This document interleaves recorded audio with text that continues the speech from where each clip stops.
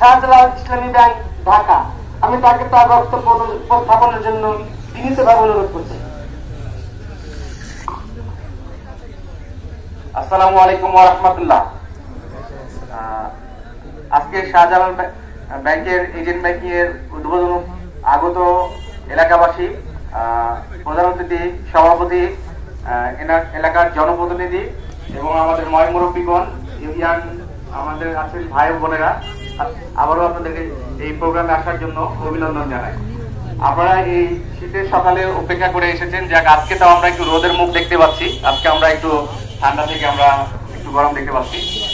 আমরা আসলে agent banking এর সম্বন্ধে অনেক কিছু জানলাম এবং ধন্যবাদ যে আমাদের এখানে যে চেয়ারম্যান সাহেব উপস্থিত আছেন, উনিও আমাদের এই ব্যাপারে কিন্তু অনেক কিছু বলেছেন। মানে উনি কিন্তু আগে থেকে কিছু জানেন, মানে এটা কিন্তু আজকেই নতুন না, উনি আগে থেকে জানেন। এই কারণে কিন্তু উনি জনপ্রতিনিধি হিসেবে আপনাদেরকে ভরসা দিতে পারলো। এখন আমরা একটা জিনিস দেখি যে আমাদের শাহজালাল ব্যাংক, আমাদের মার্চ ম্যানেজার বলে গেছেন যে আমাদের 2001 সালের 10 মে আমাদের শাহজালাল ব্যাংকের প্রতিষ্ঠা, আমাদের 132টা ব্রাঞ্চ, 105টা এটিএম। এবং খেয়াল করে দেখেন আমাদের কিন্তু উপমহাদেশের সুফি শাহজালাল রহমতুল্লাহ নাম অনুসারে কিন্তু আমাদের এই ব্যাংকের নাম শাহজালাল ইসলামী ব্যাংক এবং সম্পূর্ণ শরিয়া ভিত্তিক একটা ব্যাংক। একটা ব্যাংক যখন পরিচালনা করা লাগে, পরিচালনার জন্য সুশাসন নিশ্চিত করতে আমাদের কিন্তু ব্যাংকের পরিচালক যারা মালিক পক্ষ, তাদের কিন্তু দায়িত্ব অনেক বেশি।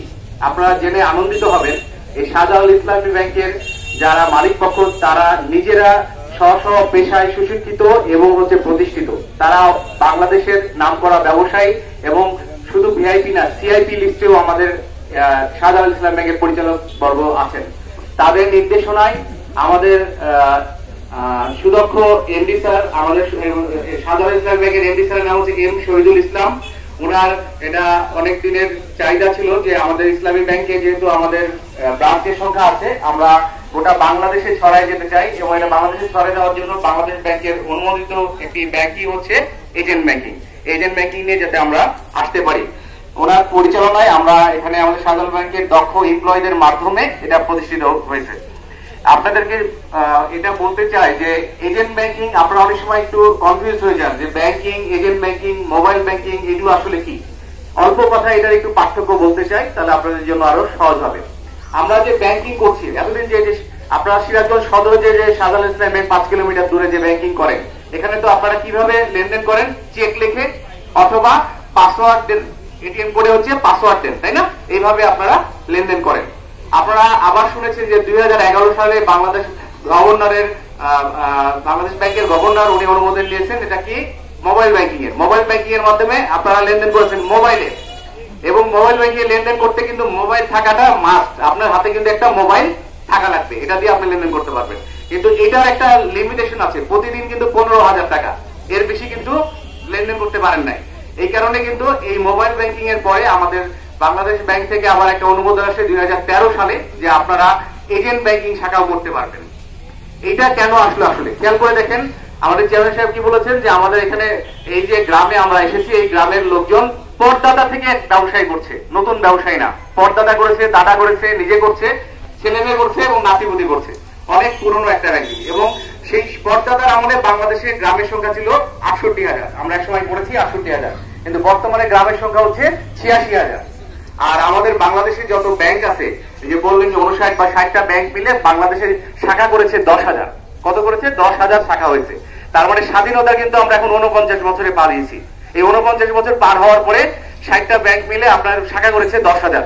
তার মানে আমরা যদি প্রতিটা ব্যাংক একটা গ্রামেও ধরি, তাও কিন্তু আমাদের 76,000 গ্রাম এখনো বাকি আছে। 86,000 গ্রামের মধ্যে 10,000 হয়েছে, 76,000 এখনো বাকি আছে। তো এই ব্যাংকিং সিস্টেম দিয়ে যদি আমরা ওই 76,000 করতে যাই, তাহলে আমাদের যে সময়টা গেছে হিসাব করতে গেলে আমাদের আরো প্রায় 500 বছর লাগবে। মানে আমার নাতিপুতিও দেখে যেতে পারবে না।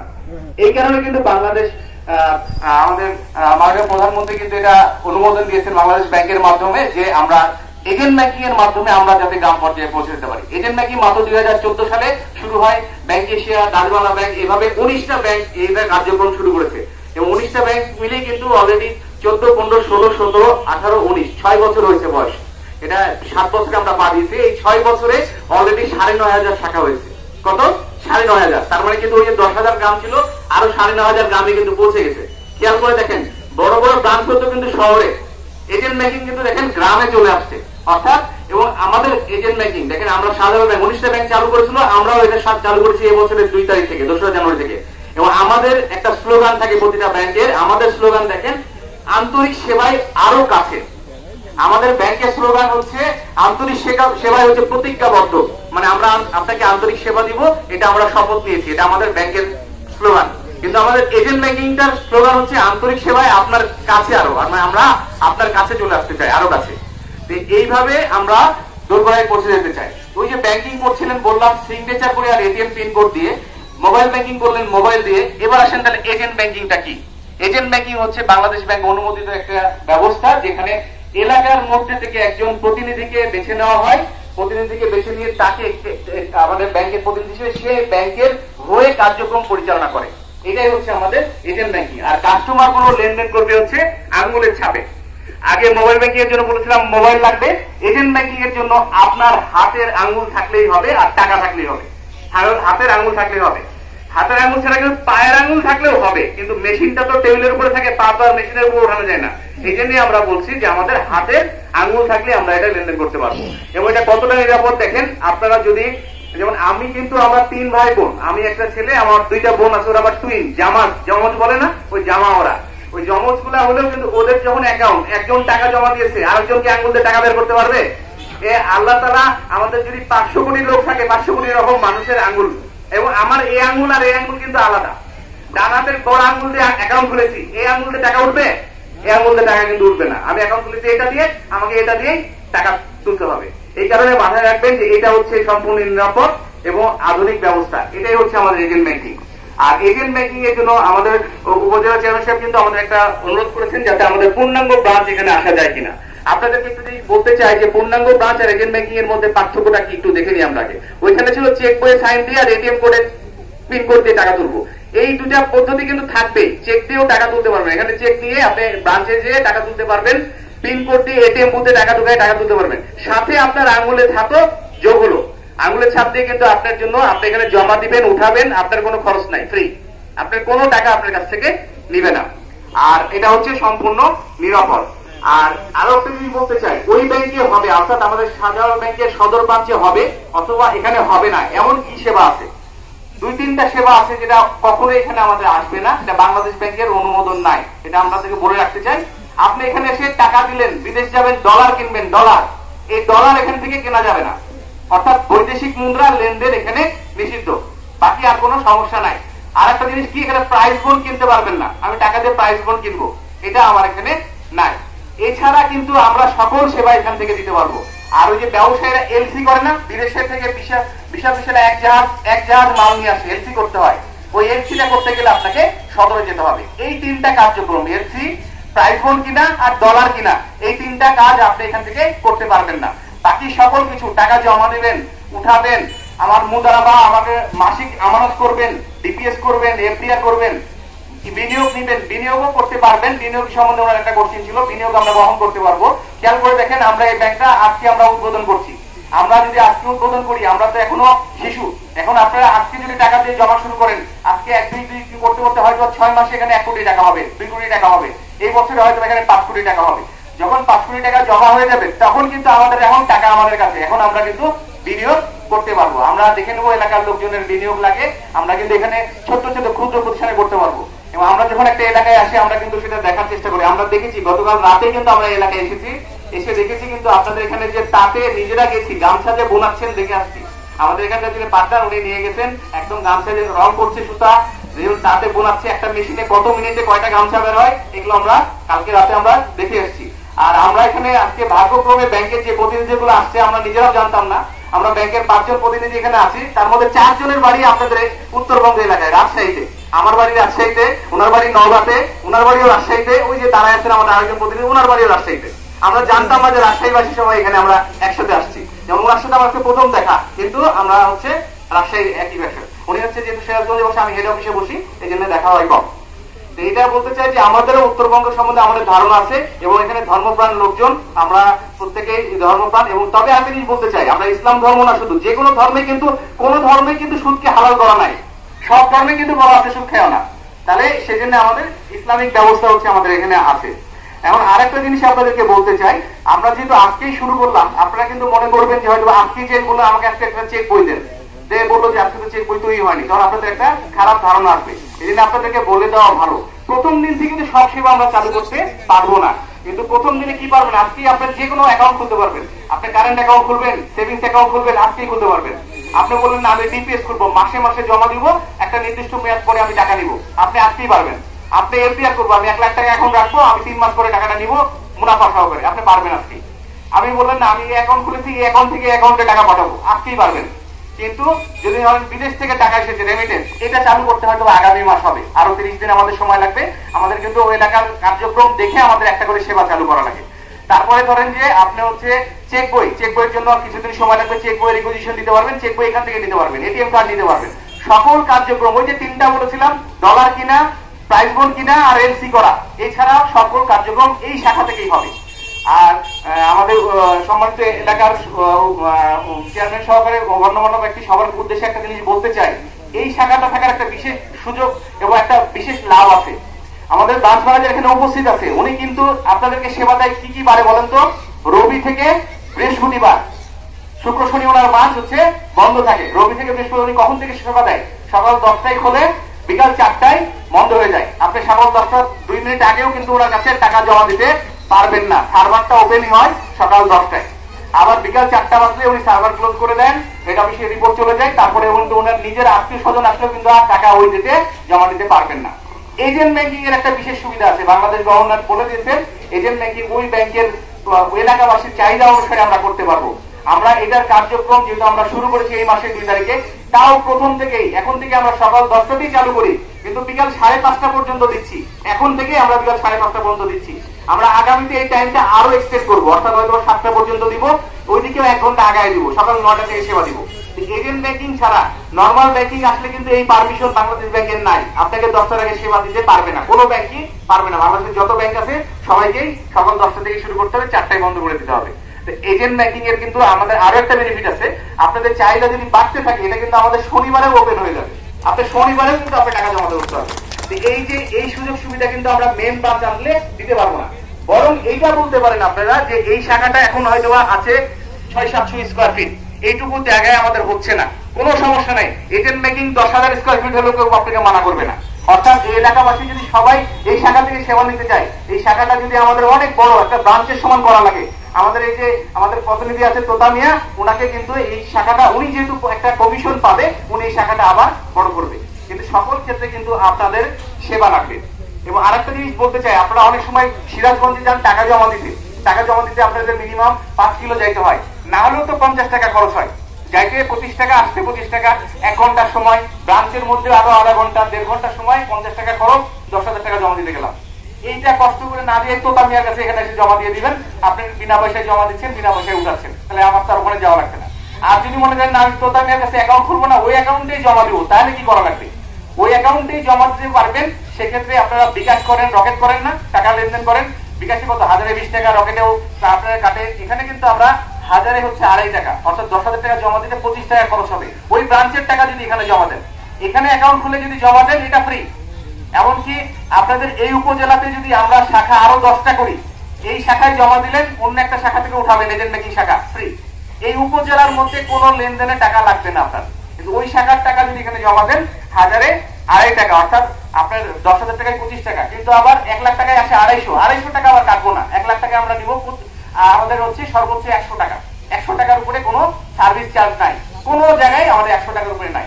অর্থাৎ আপনি 10 লাখ টাকা জমা দিলেও 100 টাকা, আর যত কম দিবেন 2.5 টাকা, 1000-এ 2.5 টাকা। আমাদের 0.25, 1% না, 0.25% কাটবো। আর যখন রেমিটেন্স আসবে, জানেন আমাদের বাংলাদেশ গভর্নর কিন্তু এখন রেমিটেন্সে আপনাদেরকে একটা প্রণোদনা দিচ্ছে, অর্থাৎ রেমিটেন্স সরকার বলে দিয়েছে বন্দি করেন না, আপনারা আমাদের ব্যাংকের মাধ্যমে নিয়ে আসেন। ব্যাংকের মাধ্যমে আসলে আপনার সরকার থেকে কিন্তু 2% প্রণোদনা দিচ্ছে, অর্থাৎ 1 লাখ টাকা আসলে 2% বেশি দিচ্ছে। এই প্রণোদনা যখন চালু থাকবে, এই ব্যাংকিং এর মাধ্যমে আপনারা নিতে পারবেন। মানে গভর্নমেন্ট দিলে গভর্নমেন্টের কার্যক্রম সব শাখায় থাকে, এজেন্ট ব্যাংকিংও থাকে, মেন ব্যাংকিংও থাকে। আর আরেকটা জিনিস বলতে পারি, অনেকে মনে করেন মনে হয় এখানে লাখ লাখ হাজার হাজার টাকা জমা দিতে হয়। আমাদের যারা দিনমজুর আছেন, এখানে অনেক দিনমজুর আছি আমরা, আমাদের কৃষক ভাই বোন আছে যে আমরা হয়তো প্রতিদিন 20 টাকার বেশি জমাইতে পারি না। আমি হয়তো চা পানি খাই, আমি চা পানি দিয়ে 20 টাকা বাঁচাইতে পারি, এই 20 টাকা সেখানে জমা দেওয়া যাবে তোতা মিয়ার কাছে। 20 টাকা জমা দিলে মাসে কয় টাকা হয়? প্রতিদিন 20 টাকা মানে মাসে 600 টাকা। আপনি কিন্তু মাসে 500 টাকার একটা ডিপিএস আছে, এটা চালু করতে পারবেন। প্রতিদিন 20 টাকা জমা দিবেন, মাসে 600 জমা করছে, মাসে একদিনে 500 টাকা কাটবে। এইভাবে আপনি 3 বছর 5 বছর মেয়াদে আপনি করতে পারবেন। 20 টাকা করে জমা দিয়ে আমি একটা ডিপিএস খুলবো, কোনো সমস্যা নেই, এটা আপনি করতে পারবেন। আর সর্বশেষে একটা জিনিস বলে আমি শেষ করবো, সেটা হচ্ছে আর একটা জিনিস বলতে চাই, আপনাদের ওই এজেন্ট নামটা নিয়ে কনফিউশন থাকতে পারে, এটা একটু ব্যাখ্যা দিতে চাই। যে এই যে তোতা মিয়া আসলে এখানে আসলো, এখানে আপনারা টাকা জমা দিলেন 5 লাখ টাকা, তোতা মিয়া পালায় গেল, তাহলে আমার 5 লাখ টাকা হারায় গেল কিনা, এটা হতে পারে, আপনাদের মাথায় আসতে পারে। আপনাদের এলাকায় দেখলাম গামছা বোনানোটাই হচ্ছে মেন, গামছা বোনাচ্ছেন, লুঙ্গি বোনাচ্ছেন, কাপড় বোনাচ্ছেন। আমি আপনাদেরকে গামছা দিয়ে উদাহরণটা দিতে চাই, তাহলে আপনাদের বুঝতে পারবেন। আমি মনে করেন আড়তদার, আমি 10টা গামছা কিনে নিয়ে আসলাম, ওই যে বানাই তার কাছ থেকে কিনে নিয়ে আসলাম, আমি 20 টাকা করে কিনে নিয়ে আসলাম 10টা গামছা। আমার কাছে এখন কয়টা গামছা আছে? 10টা। আর আমার পকেটে এখন টাকা নাই। আপনি আসলেন গামছা কিনতে, আপনার কাছে গামছা বিক্রি করলাম একটা, প্রথম জন আসলো, 2 নম্বর জন আসলো, আরেকটা বিক্রি করলাম, 3 নম্বর জন আসলো, আরেকটা বিক্রি করলাম, প্রতিটা 20 টাকা করে পকেটে ঢুকাচ্ছি, একটা করে গামছা দিচ্ছি। 10টা গামছা বিক্রি করা শেষ, আমার কাছে 11 নম্বর জন এসে একটা গামছা চাইলো, আমি কি গামছা দিতে পারবো? গামছা দিতে হয়? আমাকে কি করতে হবে? আমরা আবার আড়ত থেকে আবার গামছা কিনে নিয়ে আসতে হবে, মানে আবার 10টা গামছা কিনবো, আবার বিক্রি করবো, এই টাকাটা জমা দিয়ে আবার কিনবো। 18 টাকা করে কিনেছি, 20 টাকা করে বেশি, 2 টাকা আমার লাভ। এই তোতা মিয়ার ব্যবসাটা হচ্ছে এই সিরাজগঞ্জে যদিও গামছা লুঙ্গি কাপড়, কিন্তু এইখানে এজেন্ট ব্যাংকের ব্যবসাটা হচ্ছে টাকা। হয় মানুষ টাকা দেয় অথবা নেয়, এই 2টা কার্যক্রম হয়। কিন্তু দেখেন, হয় টাকা দিবেন অথবা নিবেন। তাহলে তোতা মিয়াকে গামছা না কিনে টাকা কিনে রাখতে হবে, ওকে কিন্তু কিনে রাখতে হবে। কিভাবে? উনি টাকা কোথেকে কিনবে? ওনার আড়তদার হচ্ছে এই যে ম্যানেজার ভাই বসে আছে, ওনার আড়তদার আমাদের শাখা ব্যবস্থা এখানে উনি বসে আছে। উনি 10 লক্ষ টাকা নিয়ে এই ম্যানেজারের কাছে যাবেন, যে 10 লক্ষ টাকা জমা দিবেন। 10 লক্ষ টাকা মানে বুঝতে হবে যে 10টা গামছা কেনার জন্য টাকা জমা দিল। এবার উনি 10 লাখ টাকা তোতা মিয়ার মোবাইলে দেখতে পাবে বা কম্পিউটারও দেখতে পাবে, ওনার ব্যালেন্স এখন 10 লাখ টাকা। উনি এখানে চলে আসবেন, এখন আমাদের চেয়ারম্যান সাহেব আসছেন 1 লাখ টাকা জমা দিতে। এই 1 লাখ টাকা যখন জমা দিবে, এই চেয়ারম্যান সাহেব জমা দিতে চেয়েছিল শাহজালাল ব্যাংকে, তোতা মিয়া কিন্তু দিতে চায় নাই। তোতা মিয়াকে কেন টাকা দিবে? এই শাহজালাল ব্যাংকে টাকা দেওয়া, তোতা মিয়ার হাতে 1 লাখ টাকা দিল, এই জন্য তোতা মিয়ার ব্যালেন্স থেকে 1 লাখ টাকা কাটে চেয়ারম্যান সাহেবের নাম্বারে এই টাকাটা 1 লাখ টাকা চলে আসবে। উনি মোবাইলে মেসেজ পাবে 1 লাখ টাকা জমা হয়েছে, তোতা মিয়ার টাকা 9 লাখ হয়ে যাবে, ওনার মোবাইলে 9 লাখ হয়ে যাবে। উনি তোতা মিয়া আবার হাতে 1 লাখ বুঝায় পাইছে, হাতে 1 লাখ, মোবাইলে 9 লাখ, তোতা মিয়ার টাকা তো 10 লাখই আছে, 9 লাখ মোবাইলে, 1 লাখ হাতে। এইভাবে চেয়ারম্যান সাহেবের মতো আরো উপদেষ্টা যারা আছেন তারা প্রত্যেকেই 10 লাখ করে জমা দিল, সরি 1 লাখ করে জমা দিল, আরো 9 জন আসলো। 10 নম্বর জন জমা দেওয়া কত হয়ে গেল? তোতা মিয়ার হাতে এখন 10 লাখ টাকা, 10 লাখ টাকা নিয়ে বসে আছে, মোবাইলে টাকা নাই। এখন আবার ওই ইন্টারনেট দেখতে পাচ্ছে টাকা নাই, ব্যালেন্স নাই। 11 নম্বর কাস্টমার আসছে টাকা জমা দেওয়ার জন্য 1 লাখ টাকা।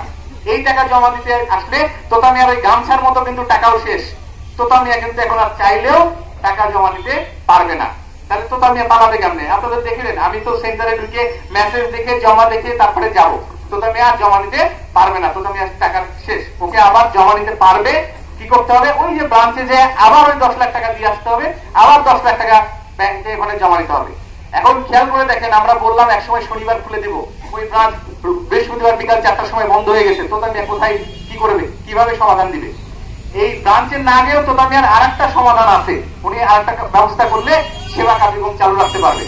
ওনার তো মোবাইলে শূন্য হয়ে গেছে, কিন্তু হাতে তো 10 লাখ টাকা আছে। এখন অন্য কোনো ঘটনা ঘটলো, এলাকার আপনার হয়তো বাসায় একটা মুসলমানের একটা প্রোগ্রাম করবেন, আপনার টাকা লাগবে, আপনার টাকা এবার তোলা দরকার, আপনার টাকা তুলতে তোতা মিয়ার কাছে আসছেন, আমাকে 1 লাখ টাকা দাও। এই যে 1 লাখ টাকা দিবে, 1 লাখ টাকা কার টাকা? আপনার টাকা। তোতা মিয়া ওর টাকা দিবে কেন? ব্যাংক তো দেওয়ার কথা তো শাহজালাল ব্যাংকের। তোতা মিয়া যে ওর টাকা 1 লাখ টাকা আপনাকে দিয়ে দিচ্ছে, ওর 10 লাখ টাকা এখানে ছিল না, 1 লাখ টাকা আপনাকে দিল, এই জন্য আপনার মোবাইল থেকে ব্যালেন্স টান দিয়ে ও কম্পিউটারে 1 লাখ টাকা নিয়ে নেবে, আর 1 লাখ টাকা আপনার হাতে দিয়ে দিল। তোতা মিয়ার কম্পিউটারে কিন্তু এখন 1 লাখ আছে, হাতে আছে 9 লাখ। এইভাবে যদি আরো 9 জন টাকা তুলতে আসে যে আমার 1 লাখ দাও, আমার 1 লাখ দাও, তোতা মিয়া ব্রাঞ্চে না দিয়েও কিন্তু মোবাইলে 10 লাখ আবার জমা হয়ে গেছে, ওর হাতের 10 লাখ হাওয়া হয়ে গেছে, হাতের 10 লাখ জিরো হয়ে গেছে, আপনারা নিয়ে গেছেন, ওর মোবাইলে আবার 10 লাখ হয়ে গেছে। এই যে পদ্ধতিটা, এটা কি আপনারা বুঝতে পেরেছেন? তাহলে আপনাদের এলাকাবাসী হিসেবে 2টা দায়িত্ব আছে। তাহলে তোতা মিয়া কোটি টাকা এখানে জমা করলেও নিয়ে পালানোর কোনো কায়দা নাই। আপনাদের 2টা দায়িত্বের মধ্যে 1 নম্বর দায়িত্ব হচ্ছে, আমি যখন টাকাটা জমা দিলাম, জমা দেওয়ার পরে মোবাইলে মেসেজ দেখবো যে আমার টাকা আসছে, আমি চলে যাব। কোন কারণে এমন কেউ অ্যাকাউন্ট খুলেছেন যার মোবাইল নাই, আপনি বললাম না এই ব্যাংকে অ্যাকাউন্ট খোলার জন্য মোবাইল নাম্বার কিন্তু দরকার নাই, জরুরি না। মোবাইল নাম্বার দিলে আপনার কি লাভ হবে, টাকা জমা উত্তোলনের বার্তাটা পাবেন, মেসেজটা পাবেন। আমি টাকা জমা দিলাম, এখন আমার মোবাইল নাই, তাহলে কি করব, ওই আঙ্গুলটা তখনই মেশিনে দিব, দিয়ে আমার ব্যালেন্স ওখানে দেখতে পাবো, আমার অ্যাকাউন্টে কত টাকা আছে। তাহলে এটা যদি দেখে আপনি বের হন, এইটুকু দায়িত্ব পালন করেন যদি, তোতা মিয়ার মানে কোটি কোটি টাকা নিয়ে হলেও এখান থেকে বাড়ানোর কোনো উপায় নাই। আরো একটা জিনিস হচ্ছে, তোতা মিয়া যে 1 লাখ টাকা নিয়ে গেছে আপনার মোবাইলে ঢুকে গেছে, তোতা মিয়ার কোনো কারণে পকেট থেকে টাকাটা হারায় গেল, আপনার টেনশন নাই, এটা তোতা মিয়ার টাকা, এটা আপনার টাকা না। তোতা মিয়া নিয়ে নিয়েছে, আপনার মোবাইলে চলে আসছে, এবং আমার ব্যাংক হিসেবে আমারও কোনো টেনশন নাই, এটা ওই তোতা মিয়ার টাকা। তোতা মিয়া ব্যাংক থেকে টাকা কিনে নিয়ে এসে উনি হারায় ফেলছে, এটা তোতা মিয়া ওনার গামছা বেচে টাকা দিতে হবে। আমরা কি বুঝাইতে পারছি ব্যাপারটা? যদি এটা বুঝে থাকেন তাহলে আপনাদেরকে অনুরোধ জানাবো যে আমরা যেহেতু আন্তরিক সেবা নিয়ে আরো কাছে এসেছি, আপনারা অ্যাকাউন্ট খোলার জন্য আপনাদের যে মিনিমাম রিকোয়ারমেন্ট সেটা হচ্ছে আপনার 2 কপি ছবি, আপনার ভোটার আইডি কার্ডের ফটোকপি, নমিনির 2 কপি ছবি, নমিনির ভোটার আইডি কার্ডের ফটোকপি। নমিনি বলতে আপনার অবর্তমানে যে টাকাটা পাবে। আপনারা সবাই ভালো থাকবেন, এবং হচ্ছে আপনাদের সবাইকে আমাদের এই কার্যক্রমে আসার জন্য ধন্যবাদ জানাই আমার বক্তব্য এখানেই শেষ করছি। আসসালামু আলাইকুম ওয়া রাহমাতুল্লাহি ওয়া বারাকাতুহু।